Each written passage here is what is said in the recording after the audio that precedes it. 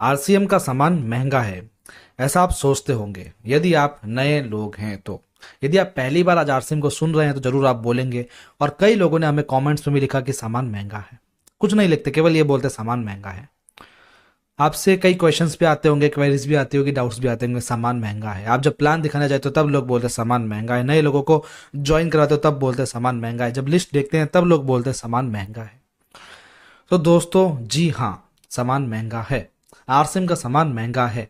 कैसे क्या, सब कुछ आज के इस ट्रेनिंग में बताने वाला हूँ, इसलिए एंड तक देखिएगा। आज बहुत रोचक टॉपिक्स पे बात करने वाले हैं हम। सामान तो महंगा है ही है दोस्तों। आप देखिए, ये एक हॉर्लिक्स नाम का ब्रांड है। सीधा नाम, ब्रांड का नाम आज ले लूंगा मैं, कोई कॉपीराइट वगैरह का इशू आएगा तो हम देख लेंगे, बाकी ब्रांड का नाम लेना पड़ेगा मुझे। हॉर्लिक्स है दोस्तों। 300 रुपये का मिल जाता है, 250 रुपये का मिल जाता है। लोग कहते हैं आपका न्यूट्रीचार्ज किट्स आता है महंगा। है क्या, दूध में मिलाने का पाउडर ही तो है। तो बस दोस्तों, यहीं पर ही तो लोग गलती कर रहे हैं। न्यूट्रीचार्ज किट्स में डीएचए जैसी चीज़ें हैं, 48 न्यूट्रिएंट्स हैं। किसी की हिम्मत नहीं है इतने न्यूट्रिएंट्स एक डब्बे में देने की दोस्तों, एक प्रोटीन के अंदर देने की। 3 3 तरह के प्रोटीन है इसके अंदर, और साथ में क्वांटिटी भी न्यूट्रिएंट्स की इतनी है जो आरडीए कहता है। हॉर्लिक्स में कुछ नहीं, ज़्यादा ज़्यादा चीनी मिली हुई है, नाम के विटामिन मिनरल्स मिलेंगे और कुछ भी नहीं। मैंने आपको दिखाया है ना कैसे किसी चीज़ का इंग्रेडिएंट देखते हैं, न्यूट्रिशन फैक्ट्स देखते हैं। आप जरूर देखना इसके। तो बिल्कुल न्यूट्रीचार्ज किट्स महंगा है। एक टी आती है दोस्तों मार्केट में, लोग कहते हैं काफ़ी सस्ती मिलती है। लोकल ब्रांड्स काफ़ी चलते हैं, है ना। जैसे राजस्थान में हूँ तो वहाँ पर मिश्री लाल चलता है, वैसे अलग अलग स्टेट्स में, अलग अलग सिटीज़ में अलग अलग लोकल ब्रांड्स चलते हैं। लोग कहते हैं वो सस्ते आते हैं ना। जी बिल्कुल आते हैं। वो बनती कैसे, आपने देखा कभी?